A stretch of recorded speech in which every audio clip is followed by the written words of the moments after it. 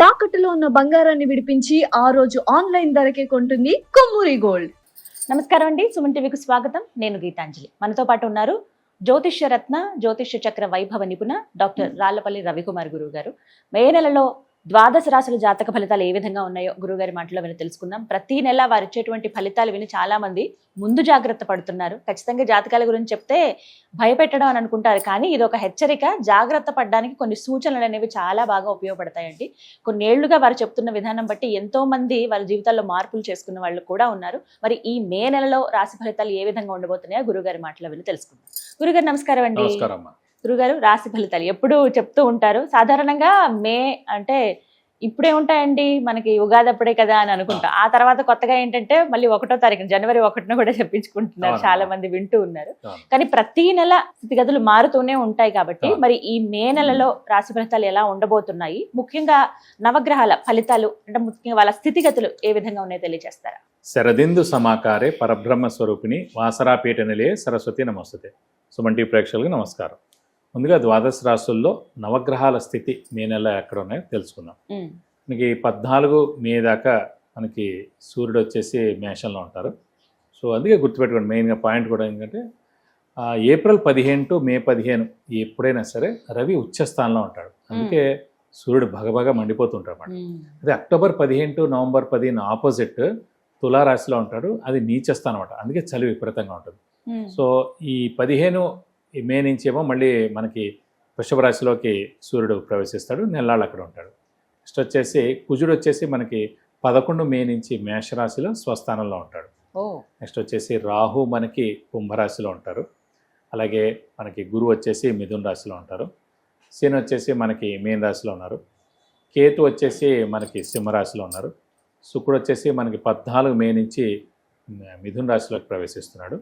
So బుధుడు కూడా అంతే, 14 మే నుంచి మిథున రాశిలోకి స్వస్థానంలోకి ప్రవేశిస్తున్నమాట. సో ఇవ్వండి నవగ్రహాలు ద్వాదశ రాశుల్లో మే నెలలో ఈ స్థితి, ఈ గ్రహాలన్నీ కూడా ఈ ప్లేసెస్లో ఉంటాయని చెప్పుకోవచ్చు. గురుగారు, మిథున రాశి వారికి మరి ఈ మాసం ఏ విధంగా ఉండబోతుంది అంటారు? తప్పకుండా మిథున రాశి అనగానే మనకి మృగశిర 3-4 పాదాలు, ఆరుద్ర 1, 2, 3, 4 పాదాలు, పునర్వసు 1, 2, 3 పాదాలు. ఈ నక్షత్రాల సమూహం అంతా మనకి మిథున రాశిలోకి వస్తుంది. ఇందాక చెప్పడం మర్చిపోయాం, వృషభ రాశి వారికి ఏమో వినాయకుడు, వెంకటేశ్వర స్వామి, దత్తాత్రేయ స్వామి ఎక్కువగా ఇష్టం ఉంటారని. సో మిథున రాశికి వచ్చేసప్పటికంటే అమ్మవారు మరియు శివుడు ఎక్కువగా ఇష్టం ఉంటారు. సో ప్రస్తుతం ఏంటంటే మిథున రాశి వారికి దశమ స్థానంలో శని ఉన్నాడు, తృతీయ స్థానంలో కేతు ఉన్నాడు, అలాగే భాగ్యస్థానంలో రాహు ఉన్నాడు. సో రాహు కేతులో పొజిషన్ 100% బాగున్నాయండి. శని మిత్రుడే కాబట్టి బుధుడికి, మిథున రాశి అధిపతి బుధుడు కాబట్టి దశమ స్థానంలో కూడా మిశ్రమ ఫలితాలు ఇస్తాడు, నష్టమైతే ఏం చేకూర్చడు. ప్రస్తుతం అంటే రాశిలో గురువు ఉండడం చేత కొంచెం గురుబలం తగ్గినట్టు అనమాట ప్రస్తుతానికి. సో మళ్ళీ జూన్ 2 వచ్చిందంటే గురువు ఉచ్చలోకి వస్తాడు కాబట్టి ద్వితీయ స్థానం అది ఎక్సలెంట్గా ఉంటుంది. సో ఈ నెలలే ఏం కష్టపడినా కూడా. కాబట్టి ఈ రాశి వారికి మెయిన్గా యోగకారకుడు, అదృష్టకారకుడు, లక్ ఫేవర్ చేసే గ్రహమైన శుక్రుడు ప్రస్తుతం వృషభ రాశిలో స్వస్థానంలో ఉన్నాడు మనకి 14వ తారీఖు దాకా. సో ఈ 14 రోజులు మనకి అదృష్టం అనేది పరిపూర్ణంగా 100% ఉంటుంది. సో హార్డ్ వర్క్ అనేది బాగానే ఉంది, మనకి అదృష్టం అనేది బాగానే ఉంది. దైవబలం అనే గురుబలం అనేది కొంచెం తక్కువగా ఉంది, నష్టమేం లేదు. ఈ నెలల్లో మనం కొంచెం కష్టపడినా పర్లేదు. సో ఖచ్చితంగా అనుకున్న పనులన్నీ కూడా తిరిగి నెరవేరుతాయనే చెప్పుకోవచ్చు. మెయిన్గా ఆరోగ్య విషయం, వీరికి ఇంట్లో పెద్దవాళ్ళు, చిన్నపిల్లల ఆరోగ్యం కూడా బాగుంటుంది. గృహిణులకి మానసిక ఒత్తిడి తగ్గుతుందని చెప్పుకోవచ్చు. అలాగే వీరికి మెయిన్గా ఈ ఉద్యోగాలు ఎవరైతే చేస్తున్నారో వాళ్ళకి ఖచ్చితంగా కొంచెం అప్స్ అండ్ డౌన్స్ ఉండేందుకు అవకాశం ఉంది. ఎందుకంటే దశమ స్థానంలో శని ఎవరికైతే ఉంటారో లగ్నం నుంచి అప్స్ అండ్ డౌన్స్ లైఫ్లో చాలా ఉంటాయండి. సో ప్రస్తుతం ఏంటంటే ఇది రాశి నుంచి దశమ స్థానంలో ఉన్నారు కాబట్టి వీళ్ళకి కూడా ఒక 50% వర్తింపజేస్తుంది. అంటే మొన్నటిదాకా బెస్ట్ ఉద్యోగం ఉన్న వాళ్ళది అనుకోకుండా ఉద్యోగం పోవడం కానీ, లేదంటే వాళ్ళకి శాలరీ హైక్ ఇవ్వకపోవడం కానీ, ఇది ఇచ్చిన తక్కువ శాలరీ పెంచడం కానీ, లేదంటే డిపార్ట్మెంట్లు చేంజ్ చేయడం కానీ, లేదంటే వేరే ఊరు ట్రాన్స్ఫర్ చేయడం కానీ, ఇలాంటివన్నీ జరిగేందుకు అవకాశం అనమాట ఈ 1-2 మంత్స్లో అన్నమాట. సో అందుకే కొంచెం మనం మౌనంగా ఉన్నాం అనుకోండి. ఈ 1 మంత్ గురువు మనకి ఉచ్చ స్థానంలో, ద్వితీయ స్థానంలో జూన్ 2 నుంచి వస్తారు కాబట్టి అప్పటి నుంచి అత్యద్భుతంగా ఉంటుంది, ఎలాగో సంవత్సరం కాలం పాటు. ఎందుకంటే ఈ 1 మంత్ కొంచెం మనం మౌనంగా ఉండడం ఉత్తమం. మనం అనుకోకుండా ఏదైనా మాట అన్నాం అనుకోండి, అది ఎక్కడికక్కడ వెళ్ళిపోయి అనవసరంగా మన జాబ్కి ఎసరు పెట్టేలా ఉందన్నమాట. సో అందుకని మనం మౌనంగా ఉండడం ఉత్తమం అని చెప్పుకోవచ్చు. అలాగే ఈ సంతానం ఎవరైతే ఉన్నారో వీరి సంతానం, మిథున రాశి వారి సంతానం, వాళ్ళకి చాలా అభివృద్ధి ఉంటుందండి.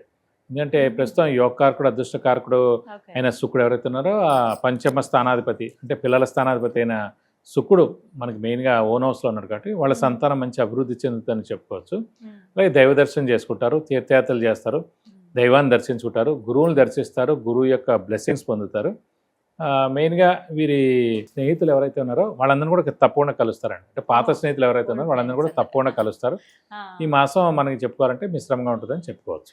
గురువు కాస్త అనుకూలంగా లేరని అంటున్నారు కదా, అంటే ఈ ప్రభావం ఎలా ఉంటుంది? అంటే మెయిన్గా దైవబలం, దైవానుగ్రహం, మెయిన్గా ఆర్థికం, ఈ వ్యాపార రీత్యా అభివృద్ధి, ఇవన్నీ కూడా గురువు అనే గ్రహం బాగుంటేనండి.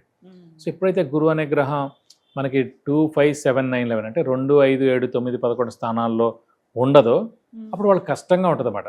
ఆర్థికంగా కానీ, పనులు అవ్వకపోవడం కానీ, ఇప్పుడు ఎక్కడికి వెళ్ళినా కూడా మినిమం 2-3 సార్లు వెళ్ళడం కానీ ఇలాంటివన్నీ జరుగుతుంటాయి అన్నమాట. సో ఇవన్నీ గురుబలాన దైవబలాన అదే.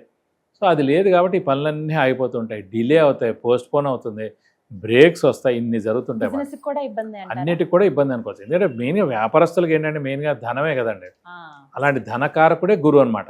అలాంటి గురువు మనకి రాశిలో ఉన్నాడు కాబట్టి మిశ్రమ ఫలితాలు ఇస్తాడు అంతే. చెడు ఫలితాలు ఏమాడు మిశ్రమంగా. ఇప్పుడు 1000 రూపాయలు వచ్చే ప్రాఫిట్ దగ్గర 200 వచ్చింది అనుకోండి, వేస్ట్ కదా. ఇప్పుడు మనకి ఎయిర్ కూలర్స్ అమ్ముతారండి, ఈ 2 నెలలే అమ్మాలి వాడు. ఇప్పుడు వర్షాకాలంలో ఎయిర్ కూలర్ అమ్మలేరు కదా. సో మీకు ఆ గురుబలం ఉందనుకోండి, ఇప్పుడు ఈ జూన్ 1వ తారీఖు లోపల గురుబలం ఉన్నవాడు ఫాస్ట్గా అమ్ముతాడు. లేదనుకోండి వాడు అమ్మలేడు అనమాట. పక్క షాపే ఉంటుంది, వాడి దగ్గర కొంటాడు, వీడి దగ్గర కొంటారు. చూడండి చాలా మందికి ఆ ఏడాది ఆ రాశి వాడికి మనకి గురుబలం లేనట్టు అన్నమాట. అలా ఊహించాలి. లేదు ఎక్స్ట్రాడినరీగా వాడి ఇండివిజువల్ జాతకమే బాగుంది అనుకోండి, ఇవన్నిటితో సంబంధం లేదు. సో ఎక్స్ట్రాడినరీగా ఉన్నవాడికి ఎప్పుడూ ప్రాబ్లం ఉండదు. కొంచెం మీడియంగా ఉన్న వాళ్ళకే కొంచెం అప్పుడప్పుడు అప్స్ అండ్ డౌన్స్ వస్తాయి అన్నమాట. కాబట్టి అంటే మనకి జూన్ 2 నుంచి ఎలాగో గురువు ఉచ్చ స్థానంలోకి వస్తున్నాడు, ద్వితీయ స్థానంలోకి వస్తున్నాడు.